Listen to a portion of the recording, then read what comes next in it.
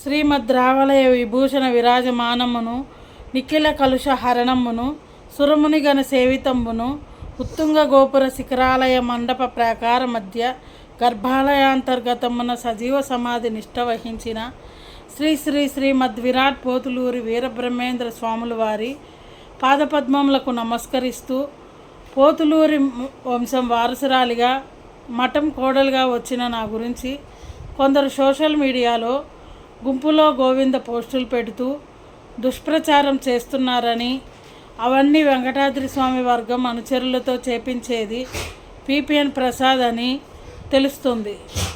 సాధారణంగా మగపిల్లవాడు చదువు సంధ్య లేక అల్లరి చిల్లరగా తిరుగుతూ ఉంటే తండ్రి ఇతనికి పెళ్లి చేయటం కూడా దండగని చీదరింపుగా మాట్లాడతారు. అది సహజం. కానీ తల్లి అలా మాట్లాడదు.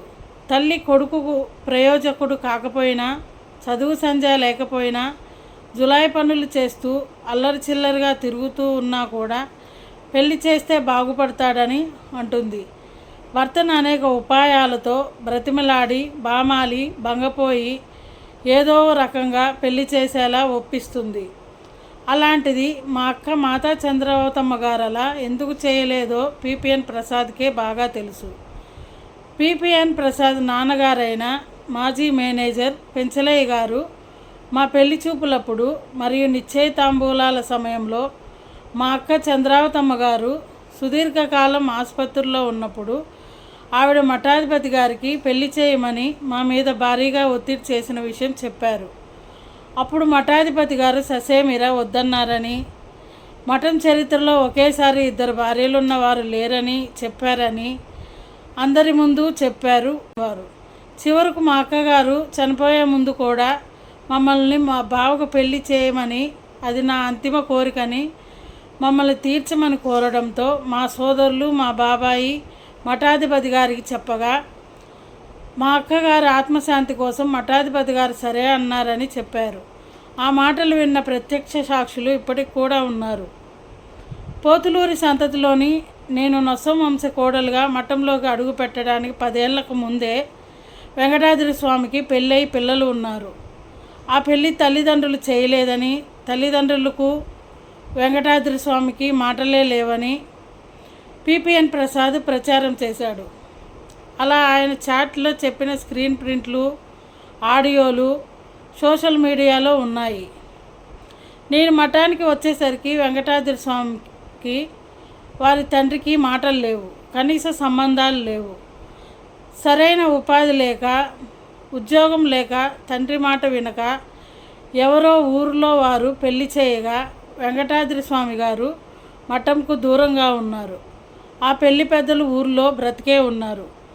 అలానే వెంకటాద్రి స్వామి కూతురు పుష్పావతి అయిన ఫంక్షన్కి కనీస డబ్బులు లేక ఇబ్బంది పడుతూ ఉంటే అప్పుడప్పుడు నేను అతనికి డబ్బు ఇస్తున్న విషయం తెలిసిన మఠాధిపతి గారు ఇప్పుడు 1 పైసా కూడా ఇవ్వొద్దని నన్ను బలవంతంగా కట్టడి చేసినా కూడా నేను స్వామివారికి ఎంతైనా ఆయన మన కొడుకే అని, ఇలా అంటే ఎలా స్వామి, లోకమంతా నన్ను అనుకుంటుందని నా భర్తను అనేక రకాలుగా బ్రతిమలాడి బామాలి భంగపడి ఆయన చీదరించుకున్న వారు ఎలాంటి వారైనా మీరు ఇలా చేస్తే నన్ను లోకమంతా అనుకుంటుందని వారితో గట్టిగా మాట్లాడి పూర్తి ఖర్చు నేను భరించి ఫంక్షన్ జరిపించాను.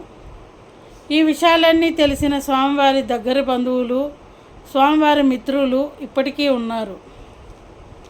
సొంత తల్లి భర్తను కొడుకు కోసం ఒప్పించలేకపోయినా నేను అనేక విధాలుగా వారికి నచ్చచెప్పి వారు ఒప్పుకోకపోయినా మౌనంగా ఉండేలా చేయగలిగాను.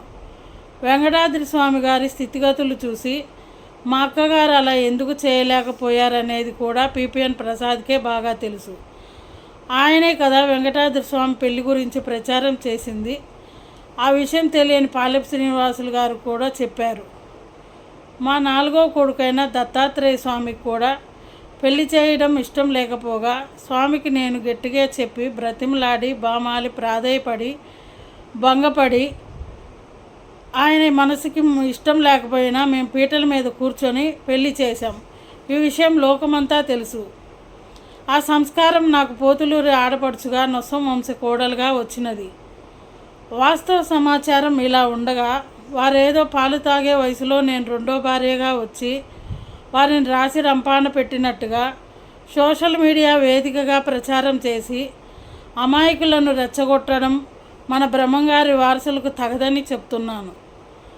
గ్రామస్తులు ఎవరూ కూడా గుంపులో గోవింద పోస్టులు పెట్టరు. మఠం ప్రతిష్ట దెబ్బతినేలా వ్యవహరించరని గురుపత్నిగా నా ప్రగాఢ విశ్వాసం. అలానే మఠంలో నిక్షేపంగా బ్రతికి ఉన్న మఠాధిపతి గారి తమ్ముడు మా మరిది గారు వెంకటాద్రి స్వామితో 60 ఏళ్లకు పైగా, పిపిఎన్ ప్రసాద్తో 45 ఏళ్లకు పైగా బంధం ఉన్న వారిని చనిపోయారని, కర్మకాండాలు చేశామని కూడా ప్రచారం చేశారు. పసిపిల్లలుగా ఉన్నప్పుడు మనల్ని ఎత్తుకొని ఆడించి, లాలించి, బుజ్జగించి ఉంటారు. మనం వారి బట్టలు కూడా అనేకసార్లు తడిపి పాడు చేసి ఉంటాం.